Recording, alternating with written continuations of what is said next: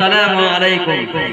الحمدللہ وکفا وسلام علی عبادہ الذین اصطفى، اما بعد فاعوذ باللہ من الشیطان الرجیم، بسم اللہ الرحمن الرحیم۔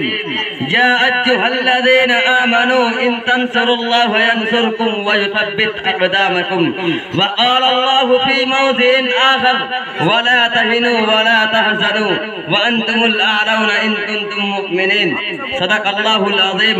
جب گلستہ کو کھوں کی ضرورت پڑے، جب گلستہ کو کھوں کی ضرورت پڑے، سب سے پہلے ہی گردن ہمارے کٹے، پھر بھی کہتے ہیں ہم سے یہ اہل چمن، یہ چمن ہمارا ہے تمہارا نہیں۔ ملت اسلامیہ کے پاسبانوں، آج میں آپ حضرات کے سامنے ہندوستان کے مسلمانوں پر ہونے والی سیاسی ظلم و ستم اور دین اسلام کو جڑ سے ختم کرنے کی گھناؤنی اور ناپاک سازشیں اور کوشش کے موضوع پر کچھ عرض کرنا چاہتا ہوں۔ امید ہے کہ آپ حضرات بغور سماعت فرمائیں گے۔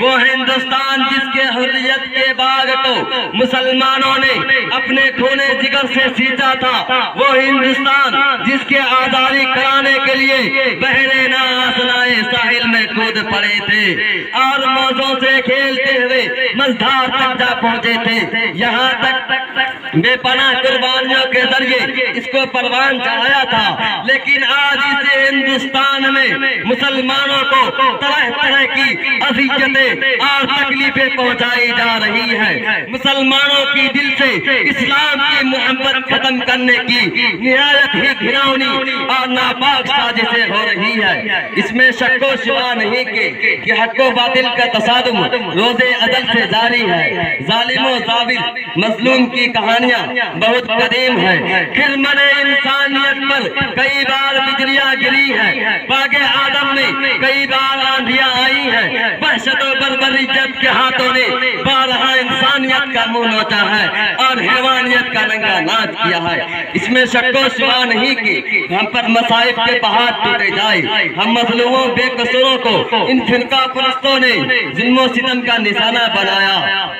برادران ملت، یوں تو ہندوستان میں کسی بھی دور میں مسلمانوں کا حامی کوئی نہیں تھا، لیکن جب سے ان فرقہ پرستوں نے ہندوستان میں جنم لیا، اس وقت سے مسلمانوں کا صحیح سکون چھن گیا ہے، کیونکہ ان فرقہ پرستوں نے ہمہ وقت مذہب اسلام کو ختم کرنے کی نہ جانے کیسی کیسی رچنا رچی ہے۔ غور تو کرے، کبھی وندے ماترم جیسے گندی و ناپاک چیز کی نافذ ہونے کا حکم ہوتا ہے، جس کی وجہ سے نیندیں حرام ہو گئی تھی، آج بھی یہ گیت بہت سارے اسکولوں میں گائے جاتے ہیں، جس گیت میں سراسر کفر بھرا ہوا ہے، جس گیت کو ایک بار پڑھنے سے انسان خارج اسلام ہو جاتا ہے، جس گیت کو ایک بار پڑھنے سے مسلمان نہیں رہتا۔ آج ہندوستان کے مدارس و مکاتب میں بچوں کو پڑھنے کے لیے مجبور کیا جا رہا ہے۔ ہندوستان کے مدارس کو ختم کرنے کی سازشیں ہو رہی ہیں اور ہندوستان کے مدارس کو دہشت گردی کا اڈا قرار دیا جا رہا ہے، اور یہ الزام لگایا جا رہا ہے کہ جتنے بھی فسادات ہو رہے ہیں ان کا پیشوا لیڈر یہ ملا ہے، پہلے ان کو ختم کیا جائے۔ اس کی آسان صورت یہ نکالی گئی کہ ہم مسلمان مدارس مکاتب کو ختم کیا جائے، اسی لیے ہماری عبادات گاہوں پہ پابندی لگا دی گئی۔ ہم مسلمان کسی بھی مدارس مکاتب کو نہیں بنا سکتے، لیکن شاید ان کو معلوم نہیں ہے کہ مسلمانوں کی جب تک سانسیں چلتے رہے گی اس وقت تک دین اسلام اور مدارس مکاتب اور مساجد پر کوئی آنچ نہ آنے دے گی۔ ہم تمہاری دھمکیوں سے خوف کھا سکتے نہیں، ہم تمہاری دھمکیوں سے خوف کھا سکتے نہیں، ظلم کے آگے ہم اپنا سر جھکا سکتے نہیں، باطل سے ڈرنے والے اے آسمان نہیں ہم 100 بار کر چکا تو امتحان ہمارا۔ ملت اسلامیہ کے نوجوانوں، اگر وطن ہماری جان مانگے تو جان دیں گے، اگر وطن ہماری مال مانگے تو مال دیں گے، اگر وطن ہماری اولاد مانگے تو اولاد دیں گے، اگر وطن تن من دھن مانگے تو سب کچھ دے دیں گے۔ لیکن یہ نہیں ہو سکتا کہ ہم نبی کے جاہ و جلال دیں، ہم آخرت کو چھوڑ کر دنیا کو ترجیح دیں۔ آپ حضرات کو وہ تاریخ یاد یاد ہوگی کہ انگریزوں کی جب ظلم و زیادتی حد سے آگے بڑھی اور اسلامی قلعہ کو مسوار کر کے اس پہ تسلیسی عقیدے کی بنیاد رکھنا چاہا تو سب سے پہلے حضرت شاہ عبدالعزیز علیہ الرحمہ میدان جہاد میں جھجک کود پڑے اور افضل الجہاد کلمت حق عند سلطان جائر سے جذبہ پیکرا سے ہندوستان کو سرساد ہو کر ہندوستان کو دارالحرب ہونے کا فتویٰ دیا اور انگریزوں کے خلاف محاذ جنگ قائم کیا اور یہ تہیہ کر لیا کہ غلامی کے زنجیروں کو ٹکڑے ٹکڑے کر کے ہی دم لیں گے، جس کے نتیجے میں مسلمانوں کو مصائب و مشکلات کی کن کن مراحل و دشوار گزار گھاٹیوں اور وادیوں سے گزرنا پڑا۔ وہ تاریخ کا ایک المناک باب ہے۔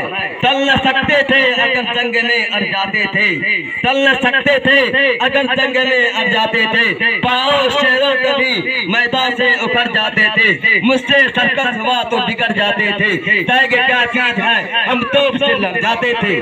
آپ حضرات کو یاد ہوگی کہ وہ ٹیپو سلطان ہی کی ذات تھی کہ جس نے یہ کہہ کر کسی گیدڑ کی 100 برس کی زندگی سے شیر کی ایک دن کی زندگی بہتر ہے، اور لوگوں کی رگے مردہ میں آزادی کے لہر دلا دی اور خود بھی انگریزوں کے خلاف برسرے پیکار رہے، یہاں تک کہ میسور کے دھرتی پر خون کا آخری قطرہ آزادی کے لیے بہا کر شہید ہو گئے۔ اگر یہ مسلم قائدین کا قافلہ غلام ہندوستان کے پرپیچ اور بھیانک کے جنگ میں شاہی راہ بنانے کی غرض سے سرگرم نہ ہوتا تو یہ سنگے سفر احسان فراموش جو غدار ہم سے وفاداری کے سرد مانگتے ہیں، ان غداروں سے میں کہنا چاہتا ہوں اگر ہم ہیں غدار تو پابند وفا تم بھی نہیں، اگر ہم ہیں غدار تو پابند وفا تم بھی نہیں، اپنی کثرت پہ نہ اتراؤ خدا تم بھی نہیں۔ یہ فرقہ پرست اس ملک کو کبھی بھی آزاد نہیں کرا سکتے تھے۔ آپ حضرات مجھے بتائیے کیا مسلمانوں نے جنگ آزادی اس لیے لڑی تھی کہ صاحب اقتدار ہو جائے؟ کیا مسلمانوں نے جنگ آزادی اس لیے لڑی تھی کہ حکومت کرے؟ کیا مسلمانوں نے جنگ آزادی اس لیے لڑی تھی کہ حاکم بنے؟ نہیں، ہرگز نہیں، بلکہ اسلام کو برقرار رکھنے کے لیے، دین کو برقرار رکھنے کے لیے، توحید کو برقرار رکھنے کے لیے، انسانیت کو برقرار رکھنے کے لیے، ہندوستانیوں کو غلامی کے زنجیر سے آزاد کرانے کے لیے اور ہندوستان میں امن و صلح کو باقی رکھنے کے لیے۔ لیکن پھر آج حکومت فرقہ پرست انگریزوں کی طرح ہمارے دین پر حملہ کرنا شروع کر دی۔ یاد رکھیں اگر یہی حال رہا تو انگریزوں کی طرح منہ کھانے پڑے گی اور اپنے عہدے سے سب قدوس ہونا پڑے گا۔ کوئی گر صلح کے پھولوں کو پیروں سے کچل ڈالے، کوئی گر صلح کے پھولوں کو پیروں سے کچل ڈالے تو ساکھے گل کی ہر پتی پہ قتل عام لکھ دینا۔ اے لا الہ کے وارث، اے لا الہ کے وارث، باقی نہیں ہے تجھ میں گفتار دل بھرانا، کردار کا ہلانا۔ تیری نگاہ دل سینوں میں کانپتے تھے، کھویا گیا ہے تیرا جذبے قلندرانہ۔ وآخر دعوانا الحمدللہ۔